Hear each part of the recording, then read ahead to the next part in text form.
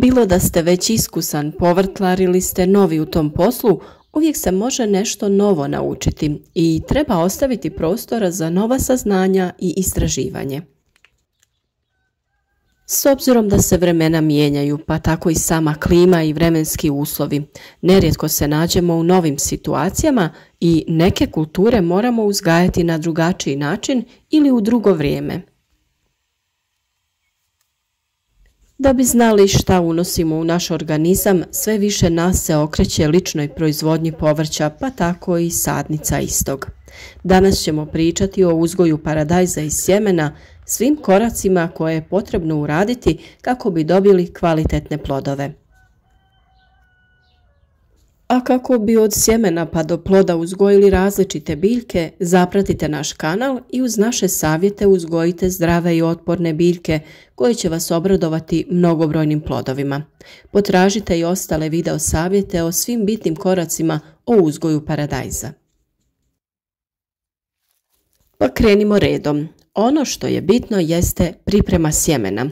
Sjeme možete kupiti ili ga možete sami sebi sačuvati iz vlastitog povrća.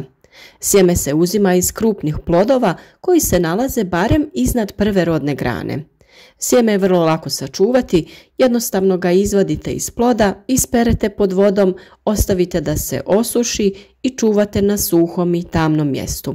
Detaljan video o tome kako na pravi način sačuvati vlastito sjeme povrća naravno imate već u videima na našem kanalu. Ovisno o roku i načinu uzgoja, presadnice povrća se proizvode na otvorenom ili u zaštićenom prostoru, a isto tako kada se radi o samoj sadnji. Uzgoj povrća iz presadnica omogućuje raniju proizvodnju na otvorenom, a time i bolju godišnju izmjenu kultura i bolje iskorištavanje proizvodne površine. Da bi sjeme klijalo, možete ga staviti između dvije mokre maramice u neku posudu i tako vlažno ostaviti dok ne proklija. Naravno, redovno provjeravajte da vam se maramice ne osuše jer tada sjeme neće proklijati. Na ovaj način možete odmah obaviti odabir klijalog sjemena i onog koje možda nije kvalitetno i nije i neće proklijati. Sjeme paradajza brzo bubri, ali neće klijati ukoliko nisu osigurani optimalni uslovi. Klijanje će krenuti pri temperaturi od 15 do 25 stepeni, ali najpovoljnija temperatura za klijanje paradajza je od 20 do 25 stepeni. Na taj način će sjeme kvalitetno klijati, a i sveukupna klijavost će biti veća u postotku. Bitna činjenica jeste ta da paradajz najbolje klija u mraku, tako da sjeme slobodno možete prekriti slojem zemlje i nije potrebno da dodajete vještačku svjetlost kao što je slučaj kod nekih drugih biljaka. Pri optimalnim uslovima mlade biljke paradajza trebale bi biti vidljive u razdoblju između 10 i 20 dana. Struktura tla, dreniranost i opskrbljenost biljnim hranjivima uz osigurano navodnjavanje bitni su čimbenici proizvodnje kvalitetnih presadnica. Mi uvijek koristimo supstrat koji je predviđen za sijanje, a može se kupiti i u svakom agrocentru ili poljoprivrednoj apoteci. A za presađivanje, to jest pikiranje, koristimo također zemlju koja je baš za to namijenjena. Mi svoje posijane biljke stavljamo u za to predviđeno klijalište koje smo sami izradili upravo za ovu namjenu. Izrađeno je od stiropola i unutra imate postavljene LED lampice koje sjemenu daju potrebnu temperaturu. U ovim uslovima sjeme će brže i kvalitetnije da proklija, a naravno i nikne. Video o tome kako sami možete napraviti klijalište za vaše biljke sa prihvatljivim budžetom naravno možete potražiti na našem kanalu. Daljnji rast i razvoj biljke paradajza također je uvjetovan temperaturama. Općenito se skladan rast biljke postiže pri dnevnim temperaturama od 20 do 25 stepeni, a noćnim između 13 i 17. Poželjna je ta razlika od 7 stepeni između dnevne i noćne temperature.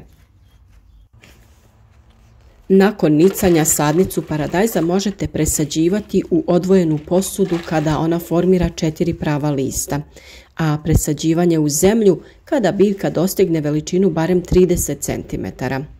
Sadi se tako da polovica biljke bude u zemlji, jer paradajz duž cijelog dijela pušta korijenje i tako sebi osigurava bolji korijenov sistem i prihranu. Optimalno vrijeme sijanja je baš sada, sredinom februara, da bi svoje biljke u plastenik sadili već u aprilu. A za rasad koji ćete saditi vani na otvorenom, februar je također pogodan mjesec za sijanje. Visinom temperature kontrolirajte rast vaše biljke, sve dok se uslovi ne pokažu pogodni za sadnju na otvorenom. Sadnja se obavlja tako što se sadnica sadi dosta duboko kako bi se što bolje ukorijenila. Ide duboko u sadnu rupu, a može se polijegati i u kanal. Bitno je da je barem pola stabljike pod zemljom. Tako će biljka pustiti korijenje po tom dijelu stabljike koji dodiruje zemlju, te samim tim lakše usvajati vodu i hranjiva. Sljedeći korak je vezanje stabljike za konstrukciju ili postavljanje potpore. Važno je napraviti dovoljno široku omču oko stabljike kako ju ne bi stezala i otežavala razvoj, te špagu omotavati prema vrhu. Kao što vidite ovdje, imate također i plastične kopče koje su namijenjene baš za tu svrhu. Kako paradajz raste, tako ga lagano omotavate oko špage. Niska temperatura kao i prevelika vlaga utječu na razvoj biljke, ali i na oprašivanje cvjetova u daljnjem razvoju, tako da na to treba obratiti pažnju i regulirati po potrebi. Oprašivanje u zatvorenom prostoru kao i na otvorenom obavljaju kukci, vjetar ukoliko se redovno provjetrava, te se to može raditi ručno laganim drmanjem rodnih grana paradajza.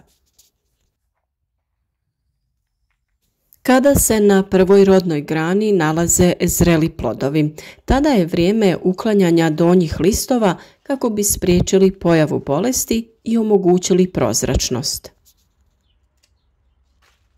Jednostavno oštrim škarama odrežete sve listove koji se nalaze ispod te rodne grane. Uklanjanje se dalje nastavlja na jednak način kako dozrijevaju plodovi na sljedećim rodnim granama. Paradajz pored pazuha lista pušta zaperke koje je potrebno uklanjati. Ukoliko to ne bi činili, dobili bi bespotrebnu džunglu i riskirali bi oboljenje biljaka te smanjen kvalitet i količinu plodova.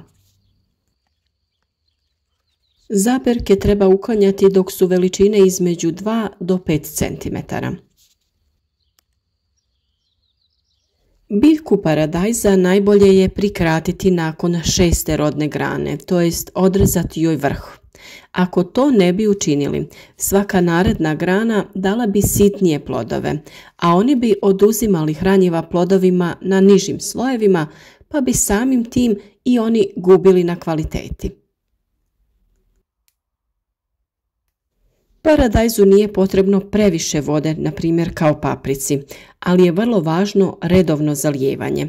Najbolje je to raditi u jutarnjim satima, 1 litru vode po biljci, a u vrućim ljetnim danima može se to raditi i 2 puta dnevno. Sa količinom vode nije dobro pretjerivati jer samim tim možemo uzrokovati prevelik unos vode te bi plodovi mogli da krenu pucati. Vrlo je važna i pravilna prihrana. Tu u priču dolaze NPK hranjiva. Vjerujem da ste svi do sada naučili šta znači koje slovo i kako se koristi. N je oznaka za dušik i koristi se kod razvoja zelene mase biljke. P je fosfor i on je zadužen za jačanje korijena, ali i ostatak biljke, te pridonosi boljem unošenju ostalih hranjivih materija u biljku. K je kalij i zadužen je za kvalitetan razvoj plodova i njihovu bujnost. Samim tim prema trenutnim potrebama biljke gledamo da taj određeni broj bude u omjeru više zastupljen. Kod intenzivnog razvoja plodova koristimo omjer 10-10-40 sa većim udjelom kalija. Koristite ga prema uputstvu proizvođača koji je vama dostupan. Ovakva kristalonska prihrana vrlo je jednostavna za korištenje. Rastopi se u vodi i sa tim se zalijevaju biljke. Tu je naravno i neizostavni kalcij koji može doći u ovom sličnom obliku, to jest u granulama, rastopi se u vodi i također prihranjuju biljke. Za ovakvu prihranu možemo naći i zamjenu. U prirodi dušik imamo u zelenim masama koje se mogu sijeti kao predkulture i zaoravati, a kopriva je najbogatija i može se koristiti kroz navodnjavanje ili koristiti špricanjem preko lista. Fosfor imamo u gavezu, a kalij imamo u pepelu. Sve o pripremi ovih preparata imate već u videima na našem kanalu. Kalcij je također neophodan, pogotovo u ljetnom periodu. Visoke temperature i suša otežavaju razvoj plodova, a kalcij je najbitniji za njihovu čvrstoću i pravilan oblik i razvoj. Sa njim direktno utječete na zaštitu od vršne truleži plodova. Kada su te visoke temperature, biljci je najbitnije dati folijarnu prihranu, to jest preko lista. Korijen nije u mogućnosti da pravilno usvoji hranjiva iz tla, iako su mu dostupna. Nadamo se da vam je ovaj video bio od pomoći, jer smo se potrudili da prikažemo sve faze uzgoja rasada paradajza iz sjemena, sadnje, načina održavanja stabljike i same prihrane. Naravno, za sva dodatna pitanja tu smo na raspolaganju, slobodno pišite vaše komentare.